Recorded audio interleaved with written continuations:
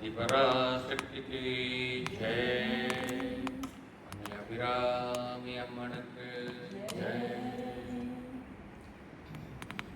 இப்போ அபிராமி அம்மை பதிகம், அதுக்கு பொருள் பார்த்துருக்கோம். போன வகுப்பில் 8வது பாட்டு வரைக்கும் பார்த்தோம்.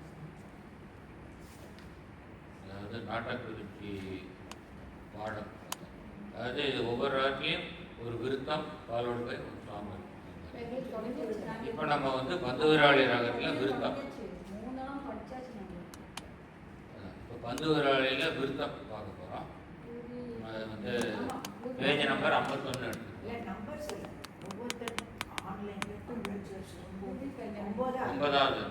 9வது சாங்.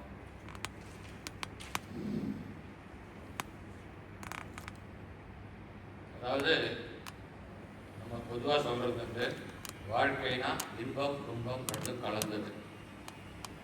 இன்பம் மட்டுமே வருது, துன்பம் மட்டுமே வருது. ராத்திரி பகல் வரா மாதிரி, மாறி மாறி இரவு பகல் வரா மாதிரி இன்பம் துன்பம் மாறி மாறி வரும்.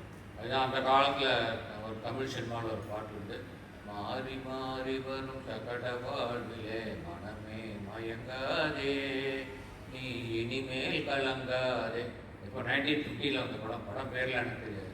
இந்த பாட்டினுடைய பொருள் அப்படியே மண்டையில் அப்படியே, நான் இப்போ 5 வயசு எனக்கு அந்த படம் பார்க்கும்போது, ஆனால் அது அப்படியே இன்னும் ஞாபகத்தில் இருக்குது. அந்த பாட்டை அவ்வளோ அற்புதமான இது அர்த்தம் அந்த பாட்டுக்கு. மாறி மாறி வரும் சகட வாழ்வு. சகடம்னாக்கா தெரியும் உங்களுக்கு, சக்கரம். சக்கரம் வந்து உருளும் போது, இப்போ நீங்கள் சக்கரத்தை வந்து ஒரு வண்டியினோட சக்கரத்தை இமேஜின் பண்ணிக்கோ. அதில் மேல் பாகத்தில் வந்து நம்ம பச்சை கலரில் பெயிண்டோட மார்க் பண்ணுறோம், கீழே வந்து ஒரு சிவப்பு கலர் பெயிண்ட் பண்ணுறோம். பச்சை வந்து இன்பத்தை குறிக்கிறது, சிவப்பு துன்பத்தை குறிக்கிறது. சும்மா நம்ம அப்படி கன்வென்ஷன் எடுத்துக்கலாம். இப்போ இந்த சக்கரம் சுருக்கும்போது, வண்டி ஓடும்போது, சக்கரம் உருளும் போது, முதல்ல ஸ்டார்டிங்கில் மேலே வந்து பச்சை இருக்குன்னா, அது அரை வட்டம் சுழன்ற உடனே சிவப்பு மேலே வந்துடும்.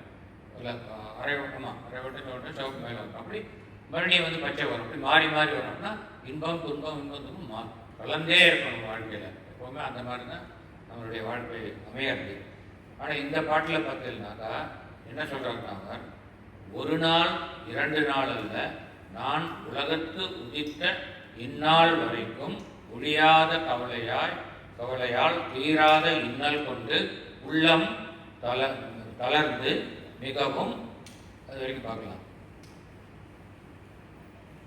என்ன சொல்றாங்கன்னா, எல்லாருக்கும் வந்து இன்பம் துன்பம் மாறி மாறி வரும். ஆனால் எனக்கு வந்து ஒரு நாள் 2 நாளில், நான் பிறந்ததுலேருந்து இன்னைய வரைக்கும், பொதுவாக வந்து இந்த அபிராமி பதிகத்தை பார்த்ததுனாக்கா இதுக்கு வந்து அர்த்தம் சொல்ல வேண்டிய அவசியம் இல்லை. இருந்தாலும் நான் ஆரம்பித்ததுனால சொல்லி முடிச்சிடுறேன். அதாவது அபிராமி அந்தாதிக்கு கண்டிப்பாக அர்த்தம் சொல்கிறேன். ஏன்னா வந்து நிறையா வார்த்தைகள், தெரியாத வார்த்தைகள், அண்ட் வந்து அது பொயட்டிக்கல், அது மாதிரிலாம் இருக்குது. அதுக்கு வந்து உள்ளர்த்தம் தத்துவார்த்தம்லாம் இருக்குது. இதில் அவங்க ரொம்ப ஒரே நடையில் சாதாரண எல்லாருமே புரிஞ்சுக்கிற அளவுக்கு இருக்கும். சில ஸ்பெஷல் இதுக்கு வந்து தத்துவார்த்தங்கள்லாம் சொல்லணும் வழி. மற்றபடிக்கு இது யார் வேணால் எனக்கு பதிலாக நீங்கள் யார் வேணால் சொல்லலாம்.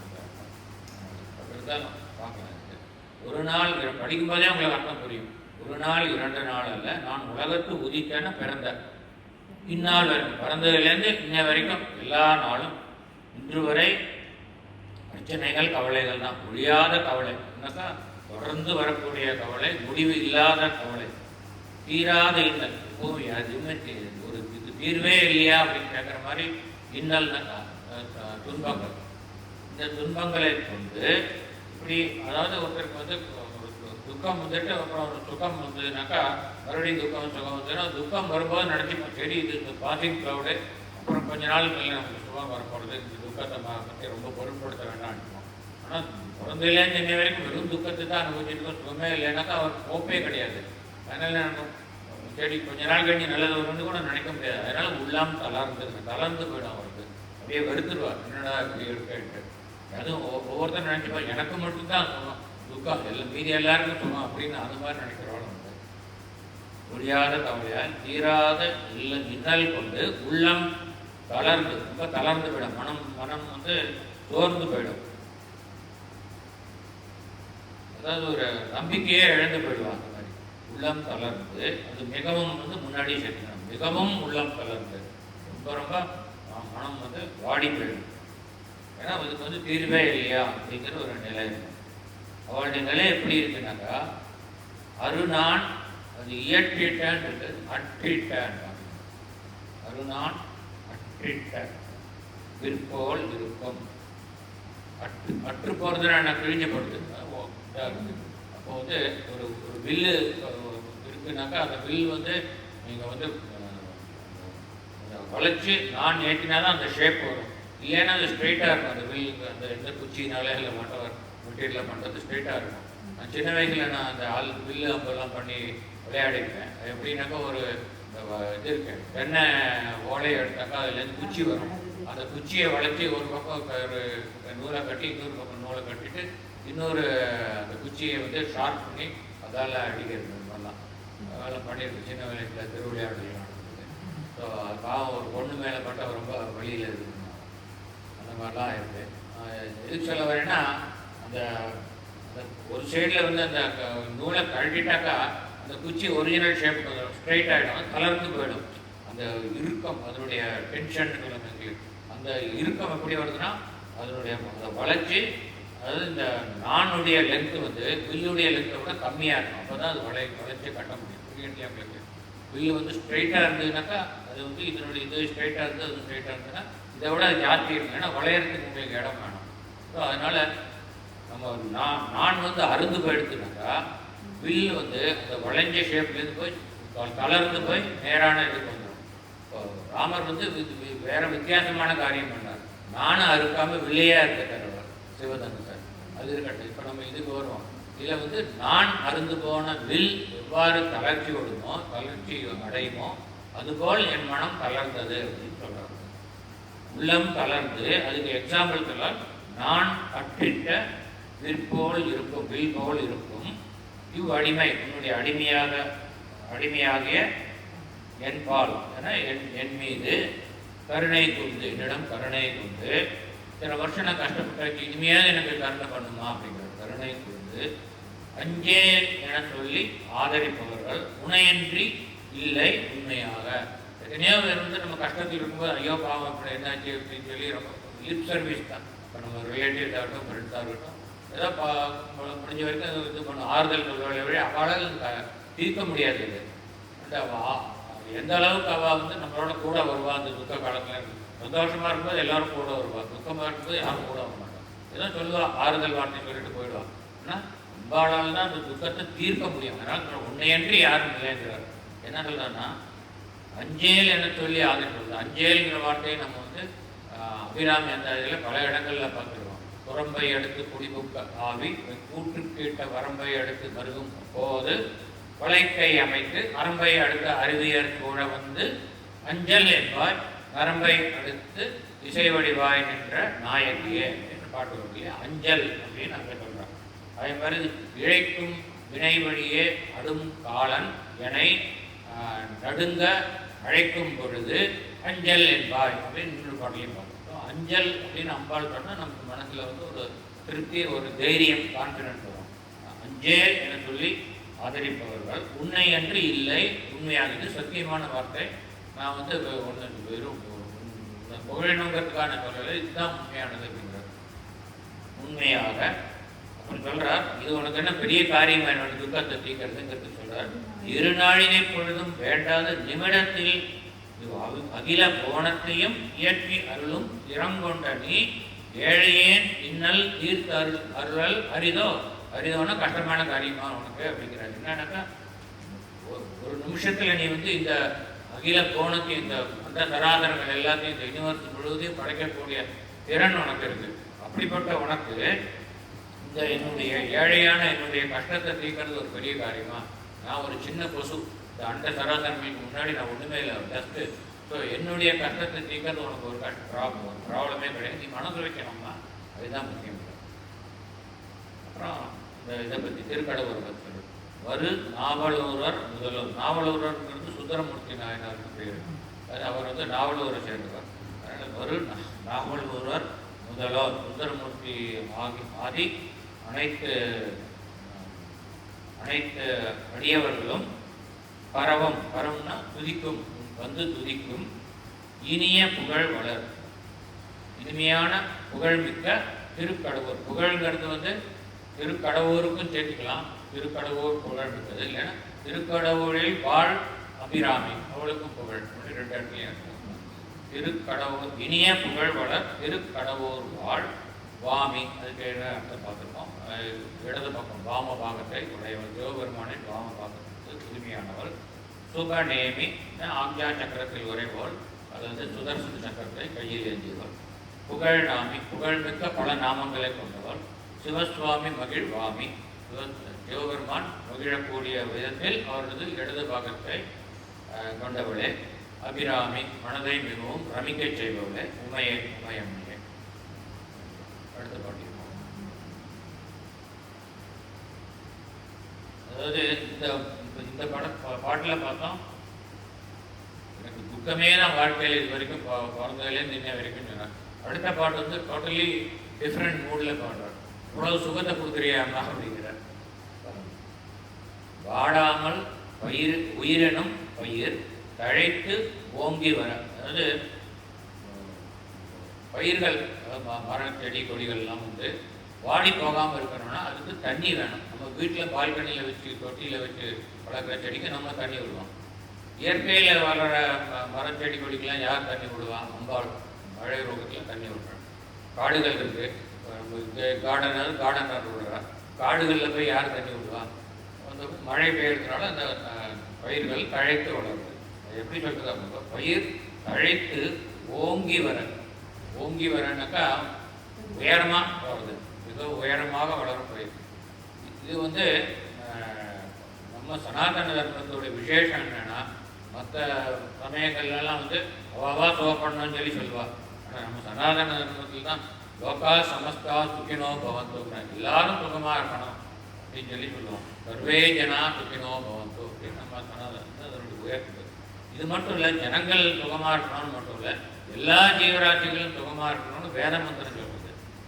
இந்த ஓங்கி வரேன்னு பார்த்தோன்னா எனக்கு ஞாபகம் வந்தது. என்னன்னாக்கா அந்த மந்திரத்தில் ஒரு இந்த இதுக்கு ரெலவெண்ட்டான ஒரு சின்ன பாட்டு பார்த்துருக்கிறேன். ஊர்தம் ஜிகாது வேஷஜம் சன்னோ அஸ்து திபதே சம் சதுஷ்பதே ஓம் சாந்தி சாந்தி சாந்தி. அதாவது ஊர்துவம் ஜிகாது வேஷஜம், வேஷஜம்னா பயிர்கள், ஊர்துவம்னா மேல் நோக்கி, மேல் நோக்கி உயரமாக நடக்கும். ஊர்துவம் ஜிகாதுனாக்க மேல் நோக்கி உயரமாக வளரட்டும். வேஷஜம் பயிரினங்கள், அது பயிர் பச்சைகள்லாம் மேலே வளரட்டும்னு நம்ம வேதம் சொல்கிறது. நம்ம மாத்திரம் சுகமாக இருந்தால் போகிறோன்னு சொல்லல, எல்லா உயிரினங்களும். அதே மாதிரி சன்னோ அஸ்து திபதே, த்ரீனாக்க 2, பதேனாக்க பாதங்கள், 2 பாதங்களை உடைய உயிரினங்கள் மங்களகரமாக இருக்கட்டும். சம் நோனாக்க மங்களகரமாக இருக்கட்டும். சன்னோ அஸ்து திபதே சம் சதுஷ்பதே, மங்களமாக இருக்கட்டும். 4 கால்களுடைய பிராணிகள் அப்படின்னா மனிதர்கள் முதல்ல 2 அந்த மாதிரி இருக்கிற 2 கால், மீதி 4 கால் விலங்குகள், பயிரினங்கள் எல்லாத்தையும் உலகத்தில் இருக்க ஜீவராசி எல்லாம் சொல்லியாச்சு. சின்ன பூச்சி புழு தவிர்த்து மீதி முக்கியமான ஜீவராசி எல்லாம் சொல்லிட்டாங்க. இது வேதம் மந்திரம். அதுதான் இந்த பாட்டிலையும் சொல்லியிருக்கார். பயிர் தழைத்து ஓங்கி வர அருள் மழை பொழிந்தும். இதில் வந்து ஒரு எக்ஸாம்பிளுக்கு பயிரை சொல்லியிருக்கார். ஆனால் எந்தெந்த ஜீவராசிக்கு எதாவது உணவாக இருக்கோ அந்த உணவை கொடுக்கக்கூடியவள், அப்படியே காப்பாற்றக்கூடியவள். பயிர்களுக்கு மழை நீர் உணவாக இருக்கிறது, அந்த மழையை கொடுத்து அதை காப்பாற்றக்கூடியவள். அருள் மழை பொழிந்தும் இன்ப வாரிதி, வாரிதினாக்க கடல் சமுத்திரம். இன்ப வாரிதினா இன்ப கடலில் அனைவரையும் மூழ்கடிக்கக்கூடியவர். போன பாட்டில் துன்பமே கொடுத்தாலும் சொன்னால் இதில் வந்து இன்பத்தையே கொடுக்குறாங்க.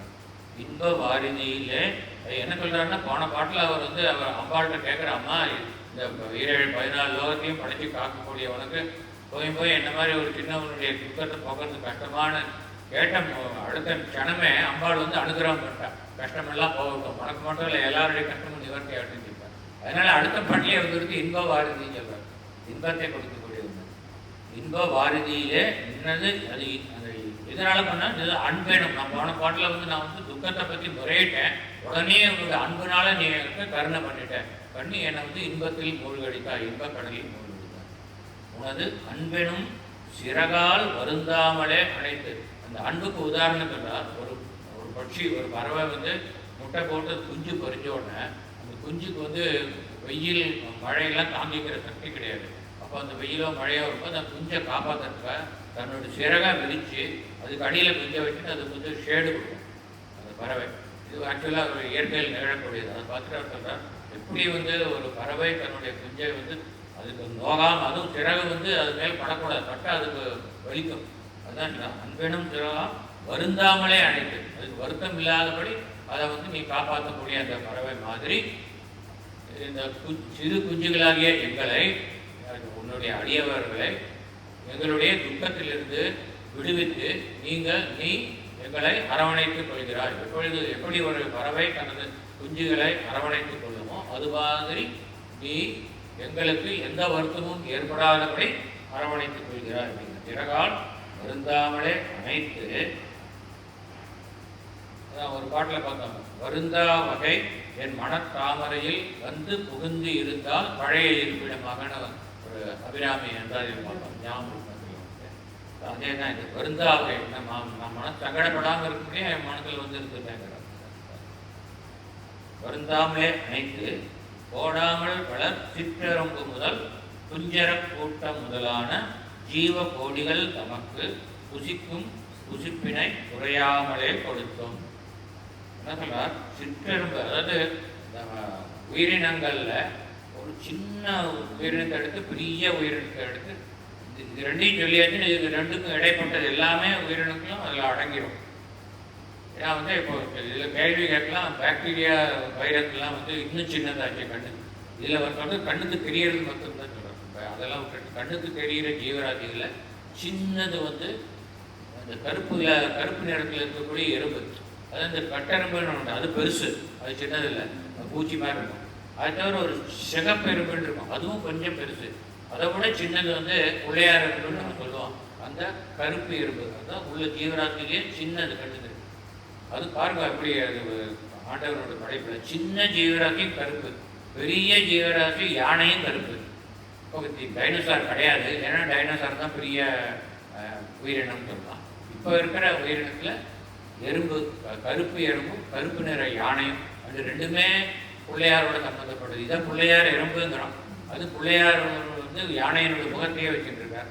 அதனால் பிள்ளையாரோட சம்மந்தப்பட்ட ரெண்டையும் சொல்கிறார். சிற்றெரும்பு முதல் குஞ்சர கூட்டம், குஞ்சரம்னா யானை, குஞ்சர கூட்டம்னா யானை கூட்டம். எதுக்காக சொல்கிறோம் கூட்டம்? நாங்கள் ஏன் சொல்கிறோன்னா, யானை ஒரு யானைக்கே தீனி போட்டு கட்டுப்படியாகாது, கூட்டம் கூட்டமாக வர யானை அத்தனைக்கும் நீ தீனி கொடுக்குறியாமா அப்படின்னு சொல்கிறோம். குஞ்சர கூட்டம் முதலான ஜீவ கோடிகள், கோடானு கோடி ஜீவன்கள். ஏன்னாக்கா இப்போ வந்து ஒரு மனுஸ்மிருதியில் மனு சொல்லியிருக்கார், மொத்தம் வந்து இந்த உலகத்தில் 45 லட்சம் ஜீவராசிகள் இருக்குது. 45 லட்சம் லைஃப் ஸ்பீசிஸ். இப்போ ஃபார் எக்ஸாம்பிள் ஹியூமன் பீயிங், மனிதன்னாக்கா ஒரு ஸ்பீசிஸ் இருக்குது. எவ்வளோ கோடி ஜனங்கள் இருந்தால் அது கணக்கில். மனிதன்கிறது ஒரு ஸ்பீசிஸ், குரங்குங்கிறது ஒரு ஸ்பீசிஸ், யானைங்கிறது ஒரு ஸ்பீசிஸ், எறும்புங்கிறது ஒரு ஸ்பீசிஸ். ஒவ்வொரு ஸ்பீசிஸ்லேயும் எவ்வளோ கோடி இருக்குது. மனிதர்கள் வந்து நம்ம பாரத நாட்டிலேயே 140 கோடி பக்கம் இருக்கும். உலகம் முழுவதும் 706.6 கோடி ஜனங்கள் இருக்காங்க. ஸோ மனிதர்களே இவ்வளோ கோடி, 706.6 கோடி ஜனங்கள். ஓகே, அது மாதிரி ஒவ்வொரு ஸ்பீஷீஸ்லையும் இவ்வளோ பல கோடி கோடான கோடி இருக்குது. அந்த மாதிரி 45 லட்சம் ஜீவராசிகள் உலகத்தில் இருக்குது. இதை வந்து மனுஸ்மிருதி வந்து மனு சுவாயம்போ மனுவா யாரும் எழுத தெரியாது, இப்போ வேறு வைவஸ்வத மனுவான அந்த மனு வந்து 10,000 வருஷத்துக்கு முன்னாடியே எழுதினது. இப்போ மாடர்ன் சயின்ஸ் வந்து ரொம்ப எக்ஸ்பென்சிவ் ரிசர்ச் எல்லாம் பண்ணி எக்ஸாக்டாக சொல்லியிருக்கா ஜீவராசிகள் உலகத்தில் 45 லட்சம் வகை இருக்குன்னு. இப்போ 10,000 வருஷம். ஆனால் ஒன்று தெரியறது, அவ்வளோ வருஷம் முன்னாடி இருந்தால் அதே ஸ்பீஷீஸ் தான் இப்போ இருக்குது. புதுசாக எந்த ஸ்பீஷீஸ் கிரியேட் ஆகலை. சிலதெல்லாம் எக்ஸ்டிங்க்ட்ங்கிறா, அது எக்ஸ்டிங்க்ட் ஆகலை, இன்னும் இருக்குது தெரியுது இப்போ மறுபடியும். ஆனால் ஏன்னா அவர் வந்து சொன்னது கரெக்டாக இருக்கும், இப்போ சொன்னது அதோட மேட்ச் ஆகுது. அப்படின்னாக்கா 45 லட்சம் ஸ்பீஷீஸ் தான் உலகத்தில் இருக்குது. ஆனால் இந்த ஒவ்வொரு ஸ்பீஷீஸ்லையும் கோடான கோடி இருக்கோம்னா ஜீவ கோடிகள். இப்போ ஒரு மனுஷனுக்கு சாப்பாடு கொடுத்து மீதி எல்லாரும் கொடுக்காம இருக்க முடியாது. அதனால் ஒரு ஸ்பீஷீஸுக்கு ஒருத்தருக்குன்னு அர்த்தம் இல்லை, ஒரு ஸ்பீஷீஸுக்கு எல்லாருக்கும் கொடுத்தாங்க சாப்பாடு. அப்போ எல்லா ஸ்பீஷீஸுக்கும் கொடுக்கணும். அப்போ கோடி கோடி கோடி கோடி கோடியான ஜீவராசிகளுக்கு சாப்பாடு கொடுக்குறாங்க. கோடாமல் சிற்றரம்பு முதல் குஞ்சர கூட்டம் முதலான ஜீவ கோடிகள் நமக்கு புசிக்கும் புசிப்பினை குறையாமலே கொடுத்தோம். எல்லாருக்கும் எவ்வளோ வேணுமோ திருப்தியாக சாப்பிட்ற அளவுக்கு கொடுத்துட்டு இருக்காங்க. குறையாமலே கொடுத்தோம். நீடு ஆழி உலகங்கள், நீடுனா நீண்ட, ஆழின்னா கடல், நீண்ட கடல்களால் சூழப்பட்ட உலகங்கள். உலகங்கள் இங்கே தூரல்ல போடுறது என்ன அர்த்தம் பண்ணுறது? உலகங்கள் யாவையும், அதாவது நம்ம பூமியில் கடல் இருக்குன்னு தெரியும், உப்பு நீர் கடல் இருக்குன்னு தெரியும். ஆனால் இவர் வந்து உலகங்கள்னு சொன்னாக்கா மற்ற உலகங்கள்லையும் கடல் இருக்குன்னு தெரியுது. இப்போ நம்ம ஏற்கனவே பார்த்துருக்கோம் 14 உலகங்கள் இருக்குது. அதில் 7 உலகங்கள் நம்மளுடைய பூ புவா துவா மகா ஜகா பூ புவா துவா மகா ஜனா கபா சத்தியம், இது 7 உலகங்கள். இப்போ வந்து நான் ஒரு பாட்டுக்கு அர்த்தம் சொல்லும்போது சொல்லியிருக்கேன், 7 கடல்கள்ங்கிறதுக்கு ஒரு அர்த்தம் சொன்னேன். ஒன்று வந்து நம்ம பூமியில் இருக்கிற 7 கடல்கள், பசிபிக் சி, அட்லாண்டிக், அது மாதிரி தான். இன்னொரு அழகான அர்த்தம் வந்து 7 கடல்கள்னாக்கா பார்க்கடல்லேருந்து ஆரம்பித்து பார்க்கடல், இளநீர் கடல், அப்புறம் கரும்புச்சாறு கடல், தேன் கடல், இந்த மாதிரி கடல்கள் இருக்குது. இது ஒவ்வொன்றும் ஒவ்வொரு உலகத்தில் இருக்குது. நம்ம மாதிரி உப்பு நீர் கடல், அப்புறம் வந்து இனிப்பு நீர் கடல், இந்த மாதிரி 7 கடல்கள் இருக்குது. நம்ம பூலோகத்தில் உப்பு நீர் கடல் இருக்குது, வேறொரு உலகத்தில் இனிப்பு நீர் கடல் இருக்கும், இன்னொரு உலகத்தில் கருப்புச்சாறு கடல் இருக்கும், இன்னொரு உலகத்தில் பால் கடல் இருக்கும். இந்த மாதிரி பார்க்கடல்லாம் மகாவிஷ்ணு. ஸோ இந்த மாதிரி எல்லா உலகங்கள்லையும் கடல் இருக்குது. அதனால தான் என்ன சொல்கிறார், நீடாழி உலகங்கள், அதாவது நீண்ட கடல்களால் சூழப்பட்ட உலகங்கள், அனைத்து உலகங்கள். கடல் வந்து ஒவ்வொன்றும் ஒவ்வொரு கடல். இந்த கடல்களால் சூழப்பட்ட உலகங்கள் யாவையும், அந்த உலகங்கள் அனைத்தையும் நேயமாய் நேசத்தோடு அன்போடு நின் உதர பந்தி பூக்கும். உதரம்னாக்க வயிறு, அம்பாளுடைய வயிற்றில் தாங்கி இந்த உலகங்கள் எல்லாம் அவர் பிரசவிச்சிருக்கார், இந்த உலகங்களை தோற்றுவித்திருக்காள். நம்ம உதர பந்தி பூக்கு, பூக்குன்னா தோற்றுவிக்கும். பூத்தவளே போனம் 14 பூத்த வண்ணம் காத்தவளே பார்த்தோம் இல்லையா. போனம் 14 அம்பிகை பூத்தாள், அதுதான் அவருடைய உதரபந்தி பூத்ததுன்னு சொல்றார். உதரபந்தி பூக்கும். நின்மொழி, நின்மொழினாக்கா நிர்மலா, அதாவது குற்றமற்றவளே, குற்றங்களை போக்குபவளே. நின்மொழி அகிலங்களுக்கு அன்னை என்று ஓதும், நீலி என்று ஓதுவாரோ. அதாவது உன்னை வந்து இந்த அகிலங்கள், அகில புவனங்கள், இந்த அண்ட சராசரங்கள் அனைத்திற்கும், இந்த பிரபஞ்சம் அனைத்திற்கும் அன்னை என்று உன்னை ஓத வேண்டும். அதாவது அனைத்தையும் படைத்தவள் நீ ஆகியனால் அனைத்திற்கும் நீ அன்னை என்று ஓதாமல் உன்னை யாராவது நீலி என்று ஓதுவார்களா. நீலினாக்கா கபடதாரி, வேஷம், நீலி கண்ணீர் ஒழிக்கிறான்னு சொன்னோம் இல்லையா. வேணனை வேஷம் போட்டு முதலை கண்ணீர் நீலி கண்ணீர்ல சொல்லுவாங்க. அதனால் நீலினாக்கா நீ ஒன்று போய் யாராவது வஞ்சகி கபடதாரின்லாம் யாரும் சொல்ல முடியுமா. இத்தனை படைக்கிற ஆற்றல் சொல்றார். அப்படிப்பட்ட சிறப்புமிக்க உண்மை நீலி என்று யாராவது கூறுவார்களா, ஓதுவாரோ அப்படிங்கிறார். ஆடாய நான், இப்போ வந்து ஆதிகடவுரை பற்றி சொல்றார். ஆடாய நான் வரையன் வேள்வியால் ஓங்கு புகழ். அதாவது 4 வேதங்களில் கூறப்பட்டுள்ள விதிகளின்படி 4 வேத மந்திரங்களை கொண்டு செய்யப்படும் வேள்விகள். இந்த வேள்விகளுக்கு வந்து ஒரு மெத்தடு கொடுத்த இப்படி இந்த மாதிரி இந்த மெத்தடில் பண்ணணும்னு அது வேதம் சொல்லுது. எஸ்பெஷலி யஜூர் வேதம் தான் சொல்லுது. என்னென்ன ஒவ்வொரு வேதத்துக்கும் ஒவ்வொரு இது இருக்குது. சாம வேதம்னாக்கா இறைவனுடைய புகழ பாடல்கள் மூலமாக பாடுறது, இப்போ ராகங்களில் போட்டு பாடுறது, அது வந்து சாம வேதம். அதர்வண வேதம்னாக்கா நம்ம சூப்பர் நேச்சுரல் இதெல்லாம் பவர் பற்றியெல்லாம் சொல்கிறது. அது மாதிரி ருக்வேதம்னாக்கா எப்படி இந்த உலகம் தோன்றிருந்து எப்படி அந்த மாதிரி அதை சொல்கிறது. யஜுர்வேதம் வந்து யாகங்கள் எப்படி செய்யணும், அதுக்கு உண்டான கிரியைகள் என்ன அப்படின்னு சொல்லி சொல்கிறது. அதுதான் சொல்கிறார். ஆடாய நான்மறையின் வேள்வியால் ஓங்கு புகழ்.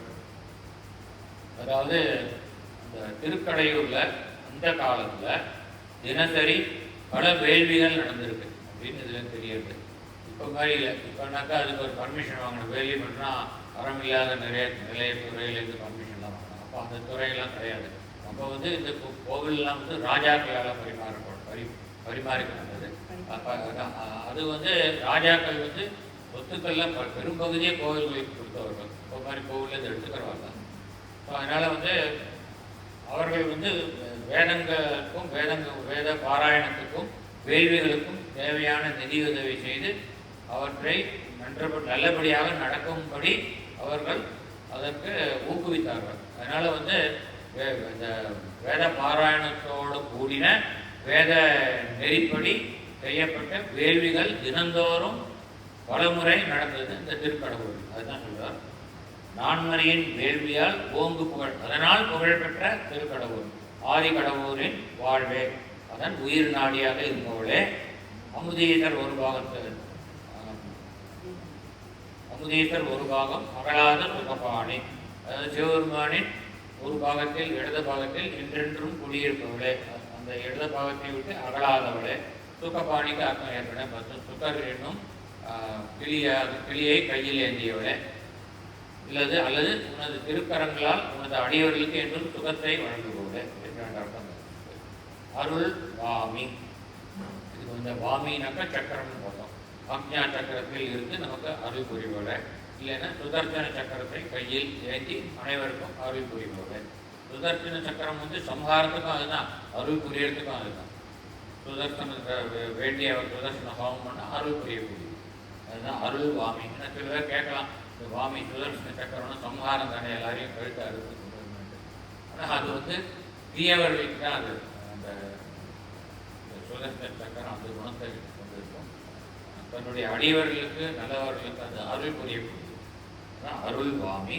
அபிராமியே, அதான் மிக அதிகமாக ரமிக்க செய்யக்கூடியவளே. அவருடைய அழகில் அனைவரும் ரமிப்பாங்க.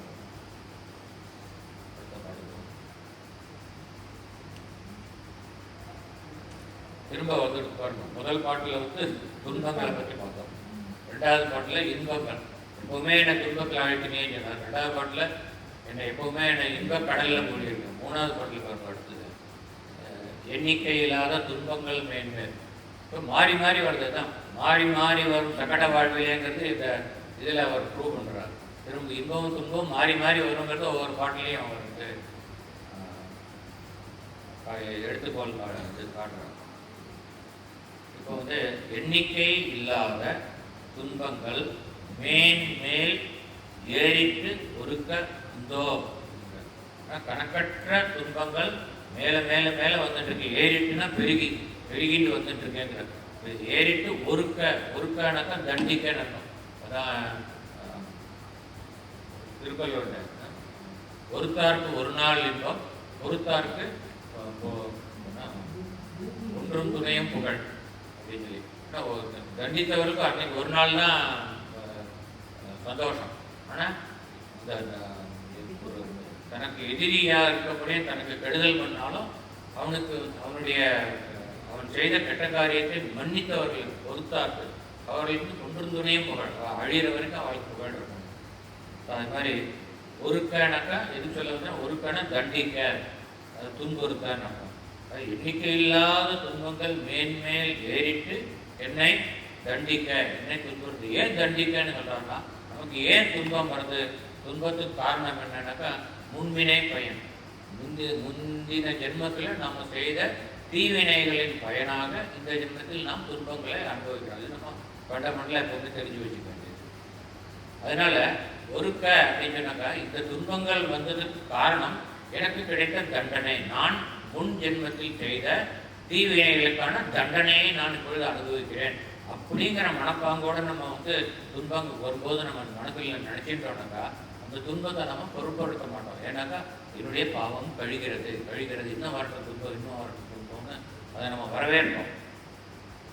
ஏன்னா அதனால அந்த துன்பத்தினால நம்மளுடைய வினைகள் முன்ஜென்ம வினை பயன்கள் கழிந்து போகும் அப்படிங்கிறதுனால.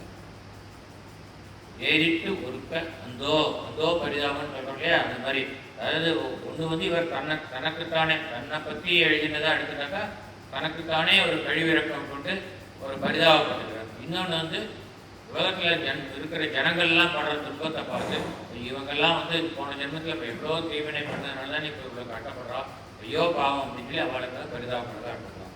அந்தோ எவ்விதம் உளம் சகித்து உய்துவேன், என்னுடைய மனதில் நான் எப்படி இந்த விஷயத்தை நான் சகிச்சுப்பேன் அப்படின்னு சொல்லி சொல்லுவேன். இப்பொழுது எடுத்திட்ட ஜென்மம் இதனில் நன்னி, இந்த நன்னிங்கிற வார்த்தை இப்பொழுது எடுத்திட்ட ஜென்மம், இந்த ஜென்மத்தில் இந்த ஜென்மத்தில் இதனில் நன்னினாக்கா விருப்பப்பட்டு போய் சேர்ந்துன்னு அர்த்தம்.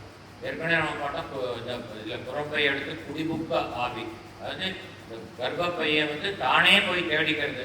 நம்ம இந்த ஜென்மத்தில் நம்ம எவ்வளோ வினைகள் பண்ணியிருக்கோம். நம்ம இந்த உடம்பை விட்டு போகும்போது நம்மளோட வினைகள் மட்டும்தான் வருது, வெளியே வேறு எதுவும் வராது. உடம்பு வராது, குற்றம் எல்லாம் நண்பர்களுக்கு உறவினர்கள் யாரும் வரமாட்டா, நம்ம சம்பாதித்த பொருள் எதுவும் வராது, எதுவுமே வராது. நம்ம கொண்டு போகக்கூடியது நல்வினை தீவினை பலன்கள் தான். அந்த பலன்கள் காரணமாக இந்த ஆன்மா அடுத்த ஜென்மத்தில் எங்கு போய் பிறக்க வேண்டும் என்பதை தானே நிர்ணயித்துக் கொள்கிறது. இந்த ஜென்மத்தில் நிறைய பாவங்கள் பண்ணியிருந்தா அதற்கு உண்டான கஷ்டங்களை அனுபவிக்கிறது. ஏன்னா ஆன்மாவுக்கு சூது வாது தெரியாது, வஞ்சம் தெரியாது. நமக்கு இந்த ஜென்மத்தில் தீய வினை பண்ணினா ஒரு நல்ல ஜாலியாக அனுபவிக்கிற வீட்டில் போய் பறக்கலான்னு அது மாதிரி பண்ணாது. அது வந்து உண்மையை தான் நினைக்கிறது. நம்ம போன ஜென்மத்தில் கஷ்டம் நிறைய பாவங்கள் பண்ணியிருக்கோம், அதுக்கான தண்டனையை அனுபவிக்கிறதுக்கு எங்கே போய் பறக்கணுமோ அங்கே போய் பறக்கணும்னு அந்த அம்மாவோட கர்ப்பப்பையை சூஸ் பண்ணிடுவோம். ஒரு வறுமையான இடத்துல, ரொம்ப கஷ்டமான இடத்துல, ரொம்ப துன்பங்கள் இருக்கக்கூடிய சூழ்நிலையில் வளர்றதுக்கு தகுந்த மாதிரி ஒரு இடத்துல பறக்கும். அது மாதிரி நிறைய புண்ணிய காரியங்கள் பண்ணியிருக்கக்கூடிய ஆன்மானா நம்ம அடுத்த ஜென்மத்தில் இதுக்கு உண்டான பலன்களை அனுபவித்தாங்கன்னு சொல்லி ஒரு சந்தோஷமாக இருக்கக்கூடிய ஒரு ஒரு சூழ்நிலையில் போய் பிறக்கிற மாதிரி அது தன்னுடைய தாயாரோட கர்ப்பப்பையை அது சூஸ் பண்ணிக்கும். அதனால நன்னிங்கிற வார்த்தையை வைக்கப்படும். அதாவது இப்பொழுது எடுத்துட்ட ஜென்மம், இந்த ஜென்மத்தில் நான் எந்த கர்ப்பப்பையில் போய் சேர்ந்திருந்தால் எனது முன்வினை பலன்களை முழுமையாக அனுபவிக்க முடியுமோ அந்த இடத்தில் போய் நான் சேர்த்தினால்தான் நன்னிங்கிறார். இந்த ஜென்மத்தில் நான் நன்னி எடுத்த இந்த ஜென்மம், இதனில் எள்ளளவு சுகமானது ஒரு நாளினும் நான் அனுபவித்ததில்லை. அப்படின்னா ஒரு எள்ளுங்கிறது ஒரு சின்ன தானியத்தை சொல்கிறார். இப்போ இருக்கு கசகசாலாம் இருக்கு, அதோட சின்னது. ஆனால் சின்ன தானியம் எள்ளு அப்படிங்கிறார். எள்ளளவு சுகமானது, ஒரு சின்ன இம்மையளவு கூட நான் ஒரு சுகத்தை அனுபவிக்கல. ஒரு நாளினும் ஒரு சுகத்தை ஏதோ ஒரு நாள் அனுபவிச்சு மீதி நாள் இல்லைன்னா சொல்லணும். ஒரு நாள் கூட நான் அனுபவிச்சதில்லை. ஒரு நாளினும் நான் அனுபவித்ததில்லை. நாடெல்லாம் அறியும் இது கேட்பதேன். உலகம் பூரா இது தெரியும், இதை பற்றி நம்ம சொல்ல வேண்டிய அவசியமே இல்லை அப்படிங்கிறார். கேட்பதேன் நின் உலகம் நன்றாக இருந்திருக்கு. இந்த மனிதர்களுக்கே தெரிஞ்சுன்னா உனக்கு எல்லாமே தெரிஞ்சவள்ளி, அதனால உனக்கு கண்டிப்பாக தெரிஞ்சிருப்பாங்க. நன்றாய் நின்னுள்ளமும் நன்றாய் அறிந்திருக்கும். புண்ணியம் பூர்வ ஜனனத்தினில் செய்யாத புலையன் ஆனாலும், நம்ம கொஞ்ச நேரம் பார்த்தோமே அதே அர்த்தம் தான் வருது. பூர்வ ஜென்மத்தினால நம்ம கஷ்டத்தை அனுபவிக்கிறோம். அதுதான் இருக்கும். நான் ஒரு ஜென்மத்தில் புண்ணியம் அல்ல, அதனால எனக்கு இந்த கஷ்டங்கள் வருதுன்னு ஒத்துக்கிறாரு.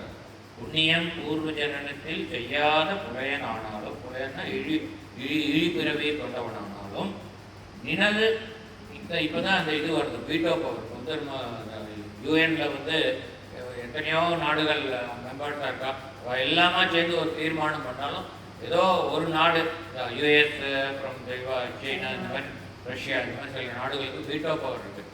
அத்தனை நாடுகளும் கொண்டு வந்து தீர்மானத்தை அவள் இல்லை இது செல்லாது அப்படின்னு சொல்ல முடியும். இப்போ எத்தனையோ இந்தியா அந்த இதில் யூஎன்ல பர்மனன்ட் மெம்பராக சேர்க்கணும்னு எல்லா நாடுகளும் சொல்லி அது சைனா வீட்டோ பண்ணியிருக்காங்க. அது மாதிரி இது சொல்ல வரேன்னா இந்த வீட்டோ பவரை பற்றி ஞாபகம் வருது. நான் நாடலும் தெரியும் நின்றிலும் நன்றாக இருக்கும் புலையனானாலும் எனது பூரண கடாட்ச வீட்சண்யம் செய்து எனது உண்மையை அகற்றி அருள்வாய். நான் பூர்வ ஜென்மத்தில் எத்தனையோ கெட்ட காரியங்கள் பண்ணி அதனால இப்போ கஷ்டங்களை அனுபவித்தாலும் எப்படி இந்த வீட்டோ பவரை இந்த சில கண்ட்ரீஸ்லாம் உபயோகிக்கிறதா, அது மாதிரி அம்மா நீ உன்னுடைய பவரை உபயோகிச்சு, உன்னுடைய வீட்டோ பவரை வச்சு என்னுடைய இந்த தீய வினைகளெல்லாம் ஓட்டி விடுவாய், அது நல்ல வாயிடாக பண்ணிவிடு. எனக்கு அந்த தீவினைகள்லேருந்து உண்டாகக்கூடிய இந்த கஷ்டங்கள்லேருந்து நிவர்த்தி கொடுக்கக்கூடியவள் நீ ஒருத்தி தான். அதனால் சொல்கிறார், புண்ணியம் பூர்வ ஜனனத்தில் செய்யாத புலையனானாலும், அப்படி செய்யாததுனால எனக்கு கஷ்டங்கள் வருது. அப்படி இருந்தால் கூட உனது பூரண கடாட்ச வீட்சண்யம், வீட்சண்யம்னா பார்வை, கடாட்ச வீட்சண்யம் கடைக்கண் பார்வை, உன்னுடைய பூர்ணமான கடைக்கண் பார்வையை என் மீது செலுத்தி எனது உண்மையின சிறுமையை அகற்றி போக்கி அருள்வாய் அப்படிங்கிற போக்கி அருள்வாய். அப்படி நீ ஒரு கடைக்கண் பார்வை என் மீது செலுத்தினால் நான் முந்தைய ஜென்மத்தில் செய்த பாவத்திற்கான பலன்கள் அனைத்தும் ஒழிந்து விடும் அந்த க்ஷணத்திலேயே. அப்படின்னா விதின்னு ஒன்று இருக்குது, விதிப்படி நம்ம செய்கிற காரியங்களுக்கு உண்டான பலனை அனுபவிப்போம். அதுக்கும் மேலே இறைவனுடைய சக்தின்னு இருக்கிறது. இறைவனுடைய சக்தி இருந்தால் அந்த விதியையும் மாற்ற முடியும் அப்படிங்கிறது இந்த இடத்துல அவர் சொல்கிறார். எனது பூரண கடாட்ச வீட்சண்யம் செய்து எனது உண்மையை அகற்றி அருள்வாய். மன்னவர்கள் விண்ணவர்கள் நித்தமும் பரவும் இசை வளர் திருக்கடவுரின் வாழ்வாமி. மன்னவர்கள்னா மண் உலகம்னா பூமி, உலகத்தில் இருக்கும் மனிதர்கள். விண்ணவர்கள் விண்ணுலகத்தில் இருக்கக்கூடிய தேவர்கள்.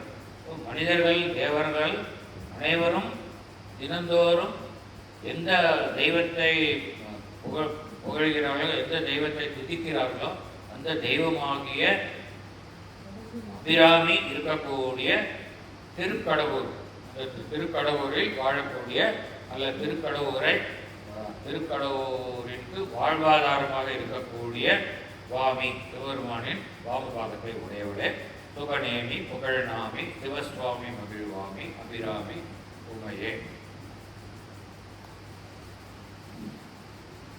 இந்த பாட்டில் என்ன சொல்லியிருக்காருன்னா, ரொம்ப துன்பங்கள் இருந்தாலும் அம்பாளோட அனுகிரகம் இருந்தால் அந்த துன்பத்தை நிவர்த்தி பண்ண முடியும். பூர்வ ஜென்மத்தினுடைய பாவத்தினால் விளையக்கூடிய துன்பத்தை போக்கக்கூடிய சக்தி அவளுக்கு உண்டு.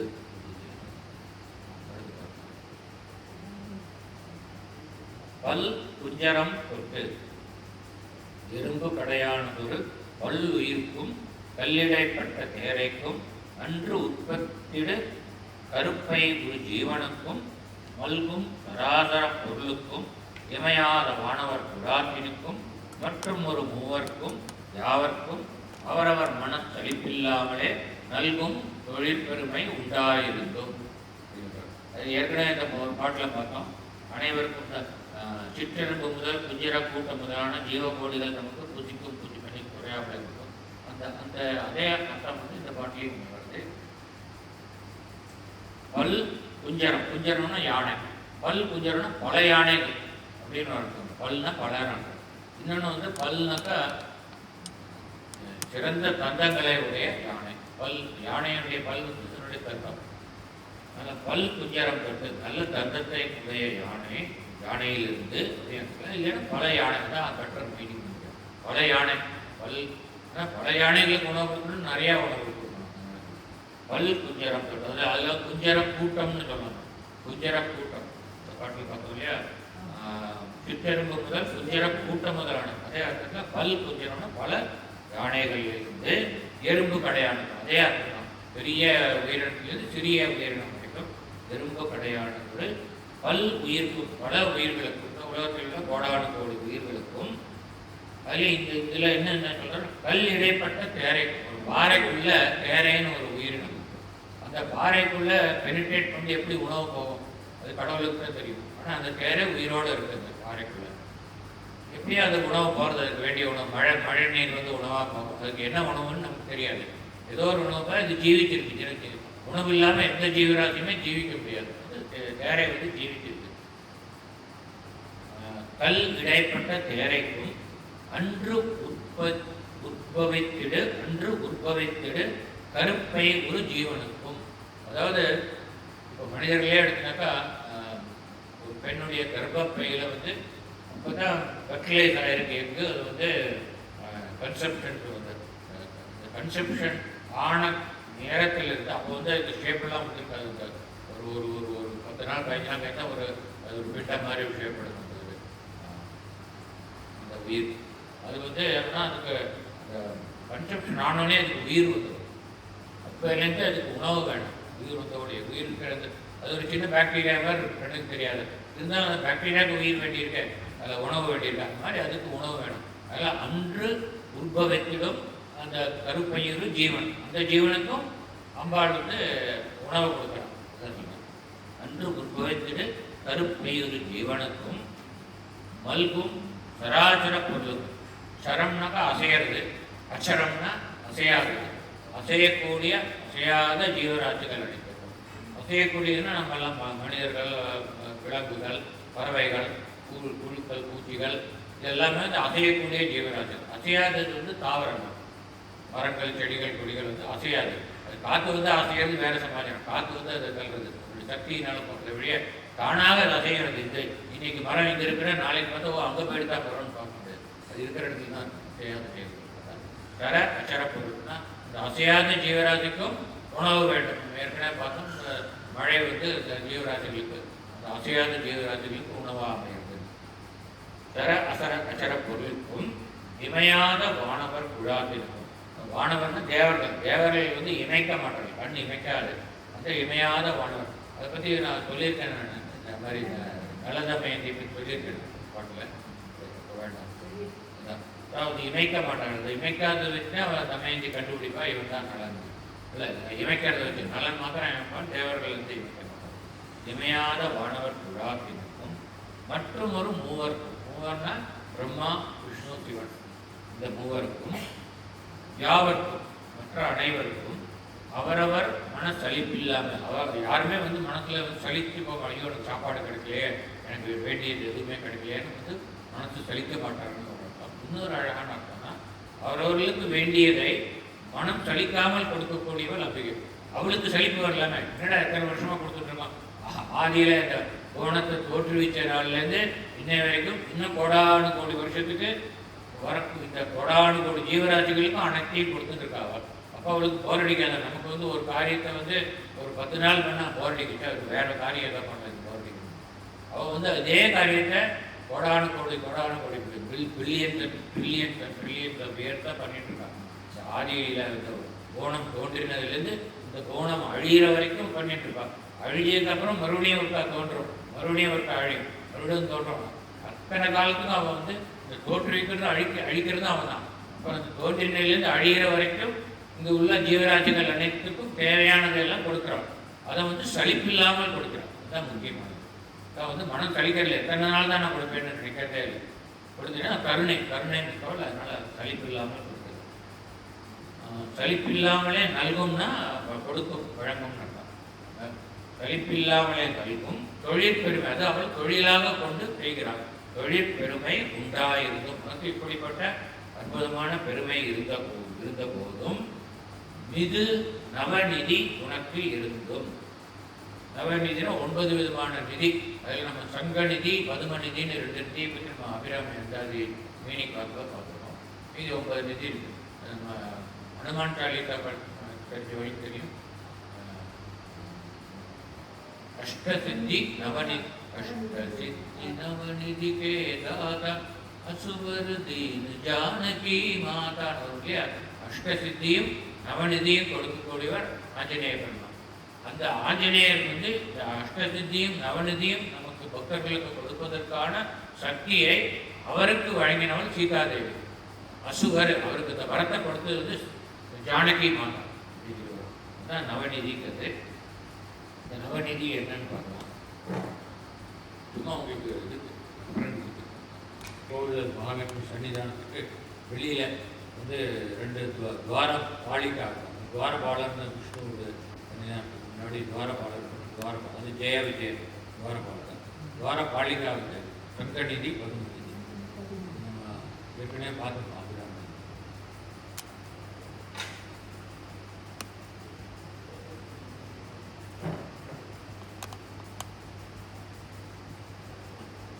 நிதிகள் இருந்தும் கூட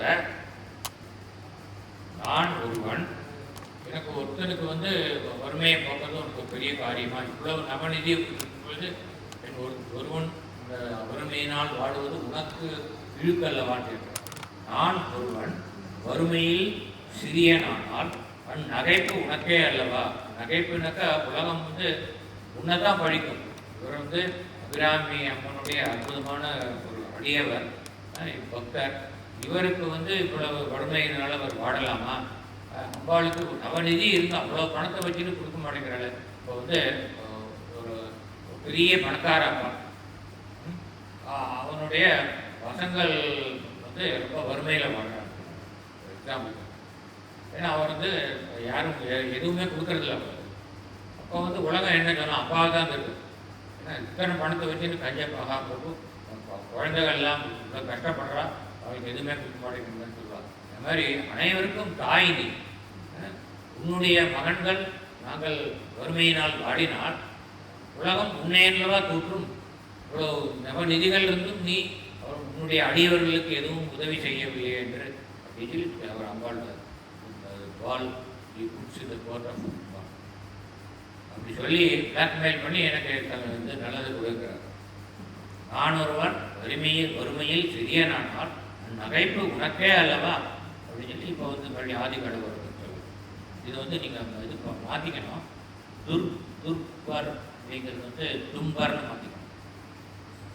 இரு வந்து இம்னு மாற்றிக்கணும். இற வந்து அடிச்சுட்டு இம்முன்னு கொடுக்கும். தும்பர் அது நான் அர்த்தம் சொன்னால் உங்களுக்கு புரியும். இப்போதைக்கு மாற்றிக்கணும். இற கட் பண்ணி இப்போ நான் பண்ணி அர்த்தம் இது பிரித்து வார்த்தையை பிரித்து சொன்னேன். இது என்ன பார்த்தா அல் கலந்து துர்பர் அப்படின்னு தான் வருது. இது வந்து அல் கலந்து உம்பர். அல் கலந்து உம்பர்.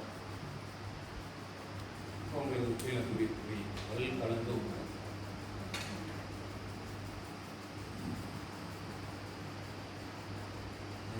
அளவெடுக்கும் சோலை, அதாவது ஆதி கடவுர் திருக்கடையூர்ல அடர்ந்த வனம் மாதிரி சோலை இருக்கு. அந்த காலத்தில் இருந்து இப்பெல்லாம் காங்கிரீட் சோலை எடுக்கலாம். அது வந்து அல் கலந்து உம்பர் நாடு அளவெடுக்கும் சோலை அப்படின்னு என்ன அர்த்தம்னா, அல்னாக்க தெரியும் இருட்டு. அல்லில் நேரும் மின்னது தானும் அல்லதாகிய உடல் மாயை. திருக்குறள் குரூப்ல யாரும் இல்லை. நீங்க திருப்புகழ் குரூப்பா? அப்படியா? அந்த பாட்டு சொல்லி கொடுத்துருங்களா? அல்லில் நேரும் மின்னது தானும் அல்லதாகிய உடல் மாயை. சரி, அதில் வந்து அல்லில் நேரும் மின்னது தானும்னா அல்லனாக்க இருட்டு. இருட்டு நேரத்தில் இரவு நேரத்தில் தோன்றக்கூடிய மின்னல் அப்படின்னு சொல்கிறாங்க. அதை ஒன்றும் இந்த பாட்டு வரலாம். அல் கலந்துனாக்கா அந்த திருக்கடையூரில் அவ்வளவு அடர்ந்த மனம் மாதிரி சோலை இருக்கு. அதனால் என்ன ஆகுனாக்கா அந்த சோலைக்கு அந்த அடர்த்தியான மரங்களுக்கு நடுவில் சின்ன சின்ன கேப்பில் வந்து சூரியன் பகல் நேரத்துலேயே அங்கே இருட்டாக இருக்கும். சூரியன் வந்து எங்கே போக முடியுமோ அங்கெல்லாம் வந்து வெளிச்சம் இருக்குது. ஆனால் அது வந்து இருட்டு கலந்த வெளிச்சமாக இருக்குது. ஏன் இருட்டுனாக்கா ஃபுல்லாக அடர்ந்த சோலை, சூரியனால் பெனிட்ரேட் பண்ண முடியல சோலைக்குள்ள. பகல் நேரத்திலேயே அந்த சோலைக்குள்ளே போனாக்கா இருட்டாக இருக்கும்னு அர்த்தம். கொஞ்சம் வெளிச்சம் இருக்கும், இருட்டு இருக்கும். அல் கலந்து அதுக்கடுத்து சொல்லணும் உம்பர் நாடு அளவெடுக்கும். உம்பர் நாடுனாக்கா தேவடம். உம்பர்னா தேவர்கள் தெரியும். உம்பர் தரு கேணுமணி கசிவாகி தெரியலையா? உம்பர் தருனாக்கா தேவர்களின் தருனாக்கா மரம். தேவர்களின் மரமாகிய கற்பக மரம். உம்பர் தரு தேனும் மணி. தேனும் காமதேனும், மணினாக்கா இந்த சமந்தக மணி. அப்புறம் அது இந்த மாதிரி அதெல்லாம் சொல்கிறாங்க. இப்போ இந்த பாட்டு சொல்லலாம். உம்பர்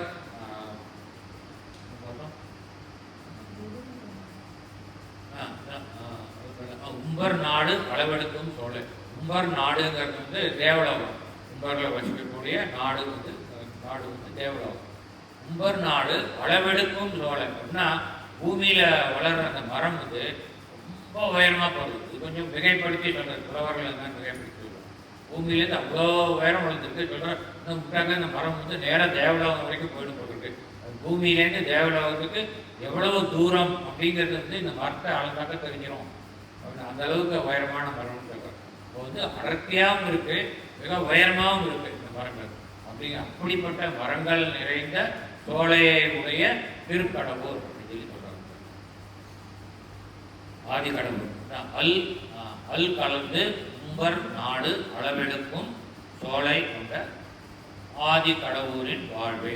ஆதி கடவுருடைய உயிர் நாடியே. அமுதீஸ்வர் ஒரு பாகம் அகலாத சுகபாணி அருள்வாமி அபிராமியே.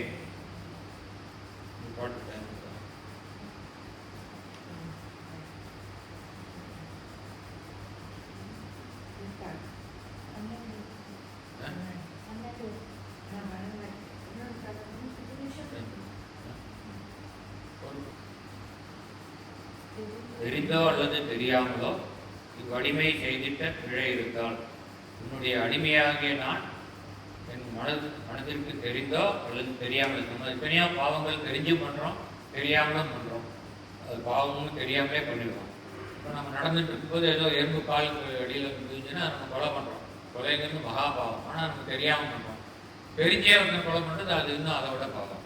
அதில் தெரிந்தோ அல்லது தெரியாமலோ நீ வலிமை செய்திட்ட பிழை இருந்தால் ஏதோ பிழை பண்ணியிருந்தாக்கா அப்படிப்பட்ட தவறுகளை எண்ணி கோபம் கொள்ளாது, சினம் கொண்டு அது ஒரு கணக்காக வையாது. நீ அந்த பிழைகளை எண்ணி என் மீது கோபம் கொள்ளாது, அதை ஒரு கணக்காக வையாது, அதை நீ பொருட்படுத்தக்கூடாது, அதை நீ பொருட்படுத்தாது. நின் திருவுள்ளம் இறங்கி, நீ நான் பிழை பண்ணிட்டு நீ என் மீது கோபம் கொள்ளக்கூடாதுன்னு, அப்படி கொள்ளாமல் இருக்கணும்னா அதுக்கு உனக்கு ஒரு குவாலிட்டி வேணும். என்ன குவாலிட்டின்னு இரக்கம் இருக்கணும். மேலே இதான் பாவம் குழந்தை தெரியாமல் சொல்லிடுது அப்படின்னு சொல்லி உடனடியே நீ என் மேலே கோவப்படக்கூடாது.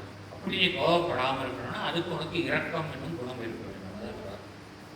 ஒரு கணக்காக வையாது நின் திருவுளம் இறங்கி, இறக்கப்பட்டு மிகவும் இறங்கி மிகவும் பரிந்து என் மீது மிகவும் அன்பு கொண்டு இனியேனும் பாடு. இப்போ நான் ஏன் இவ்வளோ தெரிஞ்சு நான் ஏன் பாவங்கள் தெரியாமல் பண்ணது வேற விஷயம். தெரிஞ்சே பாவம் பண்ணேன்னாக்கா அதுக்கு என்ன தூண்டினது என்னுடைய முன்வினை பலன். முன்வினையில் தீயது பண்ணினோன்னா அது தீய பழங்களால் தீயினும் மஞ்சப்படும் ஒரு திருக்குறள். அதாவது கெட்டது கெட்டதையே விளைவிக்கும். அது மாதிரி முன் ஜென்மத்தில் நான் கெடுதல் பண்ணால் அடுத்த ஜென்மத்தில் என்ன கெடுதல் செய்யறதுக்காக தூண்டுவது. ஏன்னா அந்த வினை பயன் இருக்குது. அதனால் என்ன சொல்கிறேன்னாக்கா இனியேனும் பாழ்வினையில் ஆகுது. என்னுடைய முன் ஜென்மத்தில் நான் தீவினையில் செய்து அதனால் நான் அந்த தீய காரியங்களை செய்தேன்.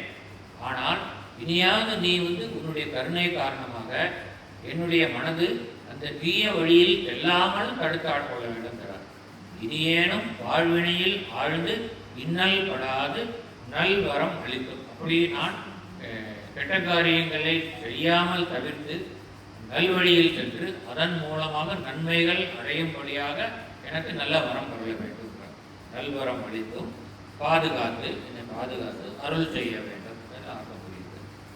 அண்ட உயிர் வரிவுடன் அளித்த முதல்வி. இந்த அண்ட சராசரங்கள் அனைத்தையும் படைத்து அனைத்திலும் ஜீவராசிகளை தோற்றுவித்த முதல்வினா அனைத்திற்கும் முதலானது. முதல்ல இருந்ததுனால தான் அனைத்தையும் படைத்தார். என்றுமே இருப்பவள் அவள் இல்லாத நேரம் ஒன்றுமே கிடையாது. அதாவது she is beyond time and space concept. எங்கும் இருப்பவள், அதனால் ஸ்பேஸ், பியாண்ட் ஸ்பேஸு. அண்ட் என்றும் இருந்தவள், என்றும் இருப்பவள், இருக்கக்கூடியவள். அதனால் பியாண்ட் டைம். இது நாராயணனுடைய முதல் ஸ்லோகத்தில் வரும். காலதேசா வித்யாம் நிர்முக்தம் நித்தியமுக்தம்.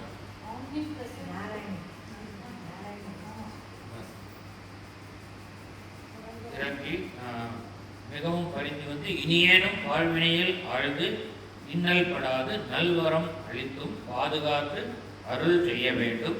அண்ட உயிர் வரிவுடன் அளித்த முதல்வி சொல்றது. அடுத்து யாரெல்லாம் அவளை துதிக்கிறாங்க?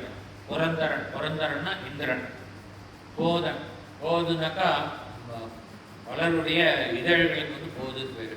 அதுதான் போதவே மலர்னு சொல்றது. மொட்டா இருக்கிற மலர் விரியும் போது அவிழ் மலர்.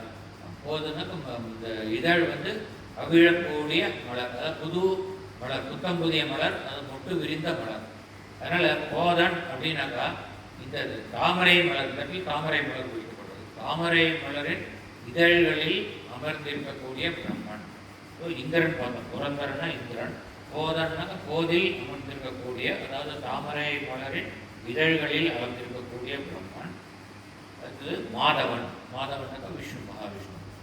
ஆதியோர்கள், அது இந்திரன், பிரம்மன், அப்புறம் மகாவிஷ்ணு ஆகியவர்கள், அவர் முதலான மற்ற தேவர்கள் துதி புரியும் அனைவரும் துதி புரியக்கூடிய அம்புய மலர் பாதத்தை உடையவர். அம்புய மலர்னாக்கா தாமரை மலர். தாமரை மலர் இதழ்களை பாதமாக கொண்டவர். தனது திருவடிகளில் தாமரை மலர் போன்ற மிருதுவான சிவந்த நிறத்தில் அழகிய மனம் மிகுந்த பாதங்களை உடையவர். உடைய புங்கவி. புங்கவின்னு தெய்வம் பெண்ணே. புராந்தகி. அந்தகி. புறம்னாக்கா திரிபுரம். அந்தகம்னாக்கா அந்தகன்னால யமன் அர்த்தம். ஸோ அந்த திரிபுரங்களுக்கு யமனாக இருந்தவளே, திரிபுரங்களை எரித்தவளே. சிவபெருமானுடைய ஒரு புறத்தில் இருப்பவள் அம்பிகை. சிவபெருமான் திரிபுரங்களை அழித்தான் என்றால் அபிராமி இருபுறங்களை அழித்ததாக பொருள் கொள்ள வேண்டும். அதனால் புற அந்த கீங்கிறது.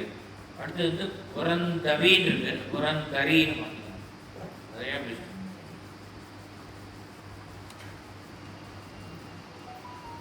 முதல்ல வந்த புறம் வந்து திரிபுரத்தை குறிக்கிறது. இப்போ வர புறம் வந்து புறத்தல் அப்படின்னா காப்பாற்றுதல் இருக்கும். கேள்விப்பட்டிருக்கேன் புறத்தல்ங்கிற வார்த்தை. ஆமாம், கரெக்டாக சொல்றேன். புறத்தல்னா காப்பாற்றுதல். அதான் புறந்தரினா அனைத்து உலகங்களையும் அனைத்து உலக ஜீவராசிகளையும் காப்பாற்றுவதே. புறந்தவினா அர்த்தம் இல்லை.